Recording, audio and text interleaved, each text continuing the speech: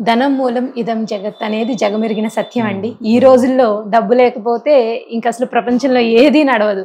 ఏదైనా కావాలి అంటే డబ్బే కావాలి. సో అటువంటి లక్ష్మి అనుగ్రహం. అలాగే లక్ష్మి అంటే ఓన్లీ డబ్బు పరంగానే చూస్తున్నారు ఇప్పుడు చాలా మంది. అంటే ఓన్లీ డబ్బునేనా, ఐశ్వర్యం అంటే డబ్బేనా, ఇంకేమీ కాదా అనేది ఒకటి. ఇంకొకటి అటువంటి లక్ష్మి అనుగ్రహం కలగాలంటే ఎటువంటి పరిహారాలు పాటిస్తే లక్ష్మీదేవి అనుగ్రహిస్తుంది మనల్ని? తప్పకుండా అమ్మా, మీరు అన్నట్టుగా డబ్బు ఒకటే లక్ష్మి కాదు. లక్ష్మి అంటే గుర్తింపు. అందుకే మనకు అష్టలక్ష్మిని చెప్పారు. ధాన్యలక్ష్మి, ఎంత ధాన్యం పండింది. సంతాన లక్ష్మి, మంచి సంతానం ఉన్నారు. ధైర్యలక్ష్మి, విద్యాలక్ష్మి, ఇలాగా రకరకాల లక్ష్ములు, అష్టలక్ష్ములు ఉంటాయి. అయితే ఎప్పుడైనా సరే అందరూ ఏంటంటే ధనం, మీరు అన్నట్టుగా ధనం మూలం ఇదం జగత్ అన్నట్టు ధనం కావాలి, ఎందుకంటే దానివల్లే అంతా నడుస్తూ ఉంటుంది. కాకపోతే ఎప్పుడైనా మనకు ఒకటి కావాలన్నప్పుడు దాని రివర్స్ స్ట్రాటజీలో వెళ్ళాలి. రివర్స్ స్ట్రాటజీ అంటే ఏంటంటే, ఇప్పుడు ధనం రావాలి, ఒక ఉద్యోగం చేసే వ్యక్తి ఉన్నాడు. ఆ వ్యక్తికి ఎలా వస్తుంది ధనం? బాస్ ఇస్తాడు, అలా శాలరీ. ఆ శాలరీ వాళ్ళు ఎలా ఇస్తారు? ఆ కంపెనీ వాళ్ళు. ఆ కంపెనీ బాగా నడుస్తేనే ఇతనికి శాలరీ వస్తుంది. కంపెనీ బాగా నడవాలంటే ఏం చేయాలి? ఈ వర్కర్స్ బాగా వర్క్ చేయాలి. వీళ్ళు బాగా చేస్తే ఆటోమేటిక్గా శాలరీ కరెక్ట్ టైంకి వస్తుంది. వీళ్ళు సరిగ్గా చేయకపోతే రాదు. అంతే కదా? అట్లా ప్రతిదీ వెనక్కి వెళ్ళాలి. ఇప్పుడు ఒక బిజినెస్ పీపుల్ ఉన్నారమ్మా, ఆ బిజినెస్ మ్యాన్ దగ్గర డబ్బులు రావాలంటే ఎక్కడి నుంచి వస్తాయి? కస్టమర్ నుంచి వస్తుంది. కస్టమర్ ఎందుకు వస్తాడు?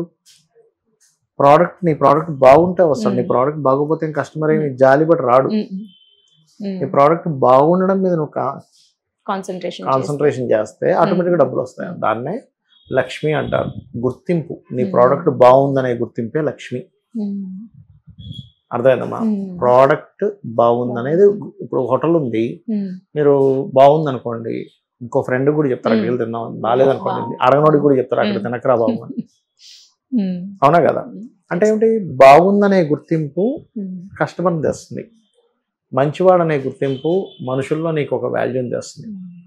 ఏదైనా సరే నువ్వేమి డిఫరెంట్గా చేయగలవు, ఎంత బాగా చేయగలవు ఈజ్ లక్ష్మి. ఇప్పుడు రకరకాల సినిమాలు రిలీజ్ అవుతుంటాయి. నిన్న మొన్న కొత్త సినిమాలు రిలీజ్ అయ్యాయి. యాక్టింగ్ బాగా చేశాడండి అనేది గుర్తింపు కదా ఆ సినిమాకి. సీన్స్ భలే ఉన్నాయండి. ఏమీ లేవండి, పొద్దున్నే లేస్తాడు హీరో, శుభ్రంగా అయినట్టు పూజ చేసుకుంటాడు, టిఫిన్ చేస్తాడు, క్యారేజీ కట్టుకుని ఆఫీస్కి వెళ్తాడు, మళ్ళీ వస్తాడు, ఎవరైనా చెప్తాడా? చూడరు కదా. కానీ మనము చూసే సినిమాలో ఫైట్స్ ఉండాలి, లేకపోతే చేజింగ్ ఉండాలి, ఎమోషన్స్ ఉండాలి, ఏడుపులు ఉండాలి అనుకుంటాం. కానీ మన లైఫ్లో ఉండకూడదు అనుకుంటాం. మనం చూసే సినిమాలో ఉండాలనుకుంటాం అవన్నీ, మన లైఫ్లో మాత్రం ఉండకూడదు. మన లైఫ్ సాఫీగానే సాగాలనుకుంటాం. ఓకే, ఇక్కడ ఏంటంటే మనీ అనేటువంటిది వీటన్నిటితో ముడిపడి ఉంది. ఇవన్నీ లక్ష్మీదేవి. మనం పూజించే పటంలో కూడా ఉన్నది లక్ష్మీదేవి. ఈ లక్ష్మి ఇక్కడ ఈ రూపంలో ఉంది. ఇది వేరు కాదు. మనం ఇక్కడ ఈ రూపంలో ఉన్న లక్ష్మీదేవిని గుర్తించట్లేదు. కేవలం పటంలో ఉండే లక్ష్మీదేవిని గుర్తించి అక్కడ మాత్రం అష్టోత్తరం చదువుతున్నాం.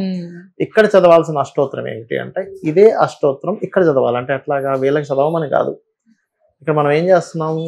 లక్ష్మీ అష్టోత్తరం చదువుతూ లక్ష్మీదేవిని భక్తితో చాలా జాగ్రత్తగా రఫ్గా చేయం. చాలా జాగ్రత్తగా గంధం సమర్పయామి అంటున్నాం, పుష్పం సమర్పయామి అంటున్నాం, ధూపం సమర్పయామి అంటున్నాం, దీపం సమర్పయామి అంటున్నాం, నైవేద్యం పెడుతున్నాం.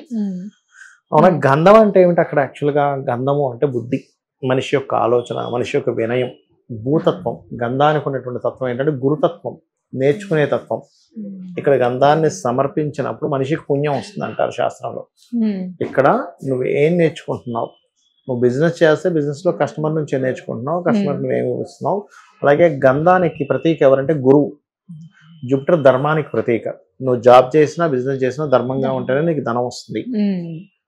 పుష్పం అంటే సాఫ్ట్నెస్ ప్రతీక. నువ్వు ఎక్కడ జాబ్ చేస్తున్నా బిజినెస్ చేస్తున్నా నీ యొక్క జాగ్రత్తగా ఉండగలగాలి. నువ్వు రఫ్గా ఉంటే సరే, ఒకసారి క్లయింట్ వింటాడు, రెండోసారి రాడు. నీ కోపం ఎంత ఉంటుందో వాడికి అంత ఈగో ఉంటుంది. నువ్వు కాకపోతే 10 మంది. అంతే కదా? ధూపం అంటే ఒక మంచి ఫ్రాగ్రెన్స్, నువ్వు నీట్గా ఉండడం చేయగలగాలి. దీపం అంటే నువ్వేదో అంటే ఓపెన్ అంత క్లియర్గా ఉండగలగాలి. ఓకే, అంటే ఏంటి, ఇక్కడ లక్ష్మీదేవిని ఎలా అయితే నువ్వు ఆరాధిస్తున్నావో ఇక్కడ ఉండేది కూడా లక్ష్మీయే. ఎందుకు అంటే మనకి శాస్త్రాలు చాలా స్పష్టంగా చెప్తున్నాయి. లలిత సహస్రనామాల్లో కూడా తటిల్లతా సమరుచి షట్చక్రోపరి సంస్థిత అని ఉంటుంది లలిత సహస్రనామం. 6 చక్రాల చుట్టూ అమ్మవారు తిరుగుతున్నట్టు గిర్రని ఒక మెరుపు తీగలాగా. సహస్రారాంబుజారూఢ సుధాసారాభి వర్షిణి, సహస్రారంలో కూర్చొని వర్షం సుధాసార వర్షాన్ని కురిపిస్తుంది. అంటే ప్రతి ప్రాణిలో అమ్మవారు ఉందా లేదా?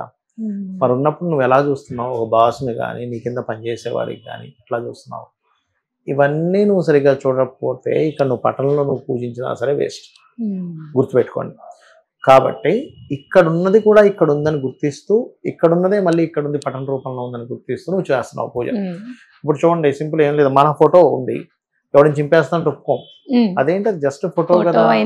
అంటే నీకున్నటువంటి ఒక రూపాన్ని దాల్చింది అక్కడ. లక్ష్మీదేవి ఒక రూపాన్ని దాల్చి అక్కడ ఉంది పట్టణ రూపంలో. యాక్చువల్ లక్ష్మి ఇక్కడ ఉంది. ఇది నీ ఫోటో లాంటిదే, కానీ యాక్చువల్గా నువ్వు ఇక్కడ ఎలా ఉన్నావో అక్కడ అలా ఉందనేటువంటి భావనతో నువ్వు ఎప్పుడైతే ఉంటావో లక్ష్మీదేవి మిమ్మల్ని పట్టుకుంటుంది. మీరు లక్ష్మీదేవిని పట్టుకోవడం కాదు. మీరు టాలెంట్ వెనకాతల, నిజాయితీ వెనకాతల, ఒక సిస్టమేటిక్గా చేసేటువంటి వెనకాతల, క్వాలిటీ ఇచ్చే వెనకాతల మీరు పడితే మీ వెనకాత లక్ష్మీ పడుతుంది. వాటిని మీరు వదిలేస్తే మిమ్మల్ని కూడా లక్ష్మీ వదిలేస్తుంది. గుర్తుపెట్టుకోండి. ఆరోగ్య లక్ష్మి అంటారు. ఆరోగ్యం రావాలంటే ఏం చేస్తాం? జిమ్కి వెళ్ళడము, ఎక్సర్సైజ్ చేయడము చేస్తే లక్ష్మీదేవి మన వెనకాతలు ఉంటుంది. వాటిని వదిలేస్తే వదిలేస్తుంది. సింపుల్. నువ్వు చేసేటువంటి ఎక్సర్సైజ్ సరిగ్గా లేదు, ఆరోగ్యం పాడవుతుంది ఆటోమేటిక్గా. ఎక్సర్సైజ్ కరెక్ట్ చేస్తున్నావు, లక్ష్మీదేవి అక్కడే ఉంది, ఆరోగ్య లక్ష్మిగా ఉంటుంది అక్కడ. సింపుల్. ఇప్పుడు చిన్న ఎగ్జాంపుల్, ఇప్పుడు మీకు ఆరోగ్యంగా ఉండాలంటే కేవలం పూజ ఒకటే చేస్తేనే ఆరోగ్యంగా ఉంటారా? ఎక్సర్సైజ్ చేస్తే కూడా ఆరోగ్యంగా ఉంటారా? ఎక్సర్సైజ్ చేస్తేనే ఆరోగ్యంగా ఉంటారు. కాకపోతే ఈ అనారోగ్యం వచ్చినప్పుడు మీకు మంచి డాక్టర్ కావాలంటే అమ్మవారి అనుగ్రహం ఉంటే డాక్టర్ దొరుకుతారు. సరైన డాక్టర్ లేకపోతే సరైన డాక్టర్ దొరకకపోవచ్చు. ఎంతమందికి జబ్బులు లేవు చెప్పండి. కాకపోతే ఇవన్నిటిని నడిపించేది నువ్వు ఎక్సర్సైజ్ చేయడానికి ఉండే శక్తి ఏదైతే ఉందో చూసారా, అది అమ్మవారిని గుర్తించగలగాలి. నేను ఎక్సర్సైజ్ చేస్తే ఆరోగ్యంగా ఉంటున్నా, కానీ నేను ఎక్సర్సైజ్ చేయడానికి ఉండే శక్తి ఎక్కడి నుంచి వచ్చింది? దట్ ఈజ్ అమ్మవారు అనే గుర్తించగలిగితే అప్పుడు మీకు లక్ష్మీ అనుగ్రహం వస్తుంది. ఈ క్లారిటీ రావాలి ఫస్ట్. లక్ష్మీదేవి అనుగ్రహం కోసం మనము తామర పువ్వులతో, పుష్పాలతో పూజించడం నిజంగానే లక్ష్మీ అనుగ్రహం కలుగుతుంది. అదేవిధంగా లలితా సహస్రనామాల్లో ఓం సంపత్కరీ సమారూఢ సింధుర వ్రజసేవితాయే నమః ఖచ్చితంగా లక్ష్మీ అనుగ్రహాన్ని ఇస్తుంది. ఓం ధర్మాధ్యక్ష ధనాధ్యక్ష ధన ధాన్య వివర్ధనియే నమః లక్ష్మీ అనుగ్రహం ఇస్తుంది. కానీ ఇక్కడ ఉండే లక్ష్మీదేవిని మీరు ఓన్లీ పూజిస్తే అంతవరకు ఉండిపోతుంది. సాఫ్ట్వేర్ 50% అప్లోడ్ అయింది, మీరు ఇది కూడా కంప్లీట్ చేస్తే కంప్లీట్గా అప్లోడ్ అవుతుంది సాఫ్ట్వేర్. అప్పుడు పనిచేయడం స్టార్ట్ అవుతుంది. ఇది అయితే గురుగారు, నిజంగానే మీరు చెప్పినట్టు పరిహారాలు అంటే అది మనసులోంచి వచ్చి మనం చేసే ప్రతి దైనందిన చర్య కరెక్ట్గా చేస్తూ, అంటే ఒక జాబ్ చేసినా, బిజినెస్ చేసినా, ఏం చేసినా అందులో కూడా మనం ఆ కస్టమర్లో కూడా లక్ష్మి ఉంది అనుకుని మనం చేయగలిగితే ఖచ్చితంగా లక్ష్మీదేవి అనుగ్రహం వస్తుంది అనేది. పరిహారం అని మాట వాడారు కాబట్టి నేను ఇంకొక విషయం చెప్పి క్లోజ్ చేస్తానమ్మా. ఇక్కడ అమ్మవారికి ఏదైతే ధూపం, దీపం, నైవేద్యం ఇవన్నీ చేస్తున్నామో ఇవన్నీ మనం మన యాక్టివిటీస్ రూపంలో చేయడం కూడా పరిహారం. ఇప్పుడు చిన్న ఎగ్జాంపుల్, మా బాస్ మీద మనకు కోపం వచ్చింది, మనం ఏదో మిస్టేక్ చేసాం, బాస్ దగ్గరికి వెళ్ళి అపాలజైజ్ చెప్పుకుంటే అది కూడా పరిహారం.